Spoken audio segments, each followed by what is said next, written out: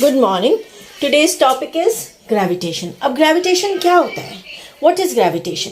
Anything coming from up always falls down. कोई भी चीज ऊपर नहीं जाती अनटिल एंड अनलेस हम एक फोर्स अप्लाई नहीं करते.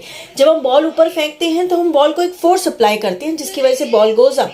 बट अगेन अल्टीमेटली जब वो फोर्स खत्म हो जाता है, फोर्स का इफेक्ट खत्म हो जाता है, ball again comes down, all because of gravity. अब जो भी दो चीजें यूनिवर्स में पड़ी हैं, they are exerting a force on each other which is equal and opposite. These are two bodies. Newton's third law जो कहता है every action has equal and opposite reaction. तो ये दोनों फोर्सेस एक्सर्ट कर रही हैं अपने ऊपर. इसी तरह जो ये फोर्स एक दूसरे के ऊपर, सपोज ये बॉडी है m1, mass m1, and this body is mass m2 and the distance is d. This force is directly proportional to the product of the masses and force is inversely proportional to the square of the distance between them. मतलब जब दो bodies एक दूसरे पे force exert कर रही हैं वो दोनों के मासेस के डायरेक्टली प्रोपोर्शनल है. मतलब अगर बॉडीज का मास ज्यादा होगा तो फोर्स ज्यादा होगा और डिस्टेंस के इनवर्सली प्रोपोर्शनल है. मतलब अगर डिस्टेंस ज्यादा होगा तो फोर्स कम होगा. जितना हम दूर हो जाएंगे उतना हमारा फोर्स का इफेक्ट कम हो जाएगा. जितना हम पास होंगे मीन्स डिस्टेंस कम होगा उतना मेरा फोर्स ज्यादा होगा क्योंकि हम पास में हैं. अल्टीमेटली इससे क्या डिराइव हुआ? F is equal to G into m1 into m2 upon d square. अब व्हाट इज जी? जी हमारा ग्रेविटेशनल कांस्टेंट है. What is G? G is gravitational constant. What is the value of this gravitational constant? इस gravitational constant की value है 6.67 into 10 raised to minus 11 newton metre square पर kg square. This is G, gravitational constant. ये एक universal law of gravitation है.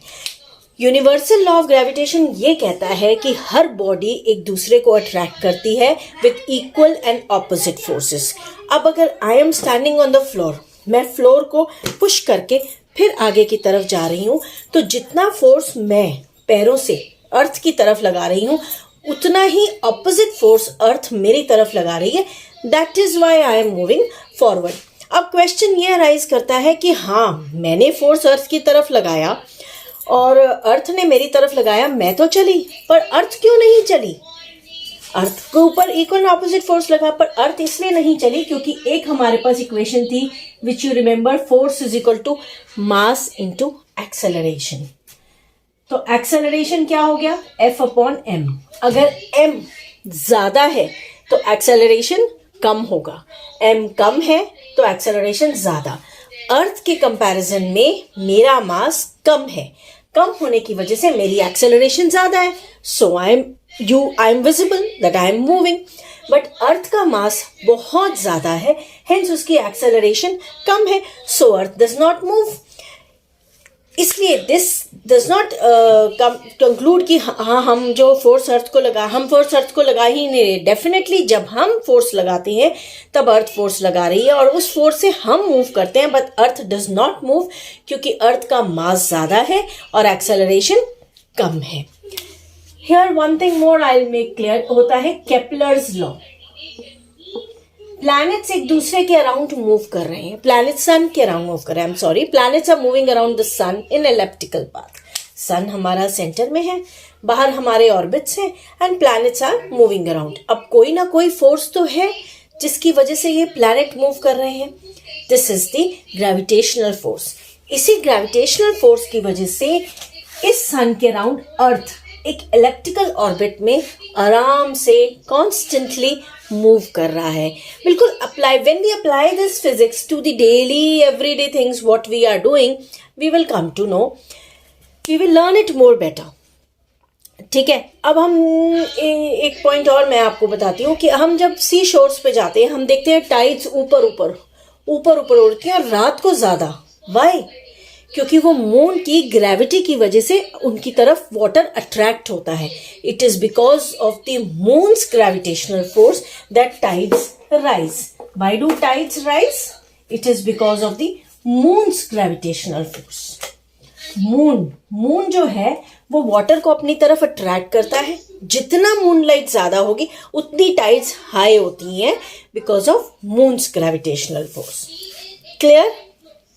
अब मैंने Kepler's law लिखा था। केपलर्स लॉ कहता है कि cube of the radius is directly proportional to the square of the time.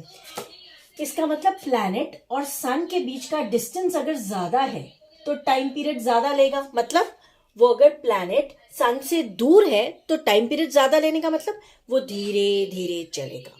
और जब सन और प्लैनेट के बीच का डिस्टेंस कम है तो वो उसका टाइम पीरियड कम होगा। टाइम पीरियड कम होगा मतलब वो फास्ट चलेगा। हमें पता है कि सन इज इन दी सेंटर और प्लैनेट्स जो हैं वो बिल्कुल सर्कुलर पाथ में नहीं चल रहे हैं, elliptical path, Oval path. Elliptical path की वजह से कभी वो सन के पास होते हैं तो कभी वो सन से दूर हो जाते हैं। तो जब वो सन के पास होते हैं तो उनकी स्पीड तेज होती है और जब वो सन से दूर होते हैं तो उनकी स्पीड कम होती है, according to this Kepler's law, जो कहता है cube of the distance between the planet and the sun is directly proportional to the square of the time period. Okay, इस सब ग्रेविटेशन से जल्दी करने की जगह we will just come up, jot down all we done.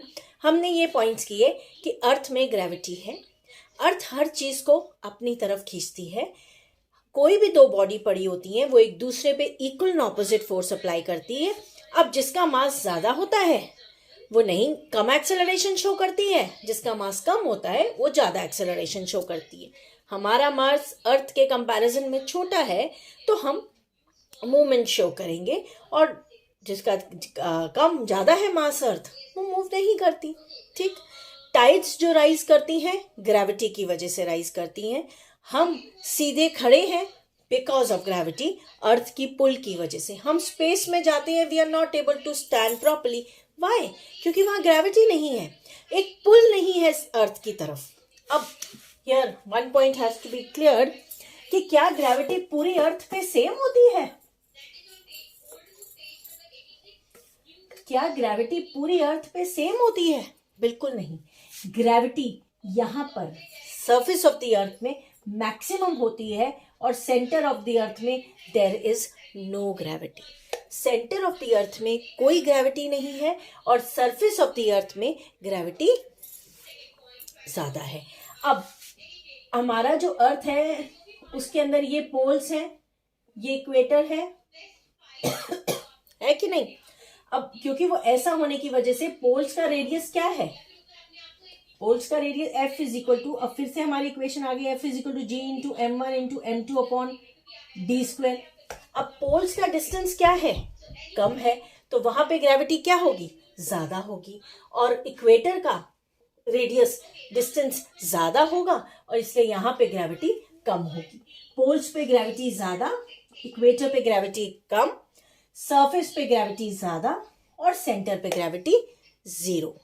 Okay, अब ये नहीं है कि ग्रेविटी हर जगह सेम रहती है, ग्रेविटी डिफरेंट होती है डिफरेंट डिफरेंट जगह। यहाँ I make you one point very clear कि सबसे पहले हम अपना फॉर्मूला लिखेंगे, F is equal to G into M1 into M2 upon d square. ये ऐसे नहीं, अब डायरेक्टली और इनडायरेक्टली प्रोपोर्शनल का तो आपको मतलब पता ही है कि अगर मास ज्यादा होगा तो ग्रेविटी ज्यादा होगी, डिस्टेंस ज्यादा होगा तो ग्रेविटी कम होगी।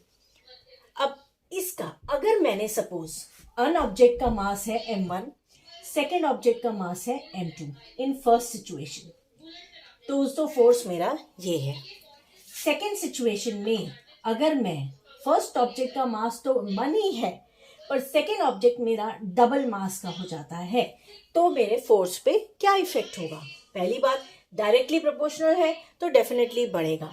ये मेरी फर्स्ट सिचुएशन की इक्वेशन है। Now I make the equation for second situation जिसमें F is equal to G, M1 M1 ही है, M2 अब 2M2 हो गया है, D उतना का उतना ही है।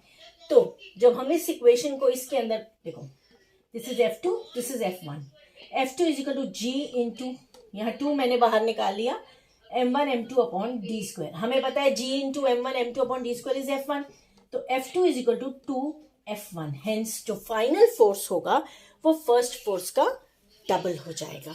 ठीक, second situation I am gonna give you. दूसरी सिचुएशन ये कहती है कि मास तो मेरा सेम रहता है, यहाँ डिस्टेंस है d1,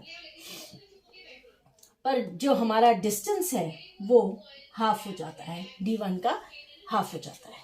ठीक, पहला फोर्स यही रहेगा। सेकेंड फोर्स को क्या होगा, g m1 into m2 upon d1 upon 2 the whole square. पहले तो हमें दिमाग यही कि डिस्टेंस हमने कम किया तो फोर्स हमारा बढ़ना चाहिए क्योंकि इनवर्सली प्रोपोर्शनल है। So F2 is equal to g m1 m2 upon d1 square और ये 4 आ जाएगा ऊपर। So F2 is equal to 4F1। अगर हमारा डिस्टेंस हाफ होगा क्योंकि वो स्क्वायर है और कम है तो ये बढ़ना है, तो हमारा जो फाइनल फोर्स होगा वो हमारा 4 टाइम्स हो जाएगा। These equations have to be solved बिल्कुल easily और आराम से। Writing all the first step to solve any problem is to write the formula. Until unless you write the formula, no problems will be solved. अब next situation ये कहती है कि masses को मैंने डबल कर दिया और डिस्टेंस जो है वो वही रहने दिया, तो मेरा फोर्स क्या होगा, तो मेरा F2 होगा g m1 m2 upon d1 square. ठीक, डिस्टेंस वही है। So F2 is equal to g into 2m1 into 2m2 upon d square. यह आएगा 4 बाहर, g m1 m2 upon d square. Hence the final force will be 4 times the initial force. This is a way to solve the problems. अब jotting down all the points. Gravity है, हर चीज एक दूसरे को पुल कर रही है। सरफेस ऑफ द अर्थ पे ग्रेविटी ज्यादा है, सेंटर में ग्रेविटी 0 है, पोल्स पे ग्रेविटी ज्यादा है, इक्वेटर पे ग्रेविटी कम है। Objects which are not moving is because of their mass. जिनका मास ज्यादा है उनकी मूवमेंट कम होगी, जिनका मास कम है उनकी मूवमेंट ज्यादा होगी, वो एक्सेलरेशन ज्यादा शो करेंगे because acceleration and mass are inversely proportional. Okay, hope ये ग्रेविटी वाला point I was able to clear. In next topic we will do free fall.